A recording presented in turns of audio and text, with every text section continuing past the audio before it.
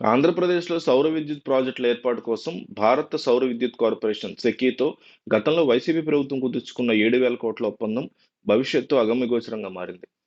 అప్పట్లో అదానీ గ్రూప్ ఒత్తిడితోనో, ఎవరు కొనని ధరకి సౌర విద్యుత్‌ని వైసీపీ సర్కార్ కొనుగోలు చేసిందని కూటమి ప్రభుత్వం తీవ్రంగా ఆరోపిస్తోంది.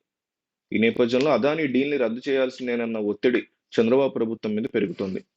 ఈ నేపథ్యంలో ప్రభుత్వం ఇరుకున పడింది.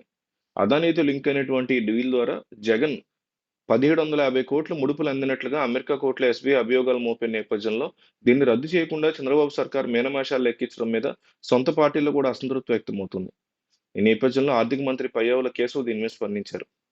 విద్యుత్ ఒప్పందాల మీద సీఎం చంద్రబాబు నాయుడు స్పష్టమైన ప్రకటన చేశారని, అన్ని కోణాలు అధ్యయనం చేసిన తర్వాతే ప్రభుత్వ వైఖరి తెలియజేస్తామని పయ్యావులు తెలిపారు. మరోవైపు దీనికి సంబంధించినటువంటి ఒప్పందాల మీద తాను హైకోర్టుకి వెళ్ళినట్టు పయ్యావుల కేశవ్ గుర్తు చేశారు. కాబట్టి దీని గురించి తానేమి తక్కువ మాట్లాడితే బాగుంటుందన్నారు. ఆర్థిక న్యాయపరమైనటువంటి ఇబ్బందులు రాకుండా సీఎం ప్రకటన మేరకు తదుపరి చర్యలు ఉంటాయని ఆర్థిక మంత్రి పయ్యావుల కేశవ్ క్లారిటీ ఇచ్చారు. తద్వారా ఆ ఇబ్బందుల మీద ప్రభుత్వం ప్రస్తుతం అధ్యయనం చేస్తుందని స్పష్టత ఇచ్చారు. ఇప్పటికే రాయిటర్స్తో మాట్లాడిన పయ్యావుల కేసు దీన్ని రద్దు చేసుకునేటువంటి అవకాశాలే ఎక్కువగా ఉన్నాయంటూ కూడా గతంలో దీనికి సంబంధించి వ్యాఖ్యలు చేసిన సంగతి మనకు తెలిసిందే.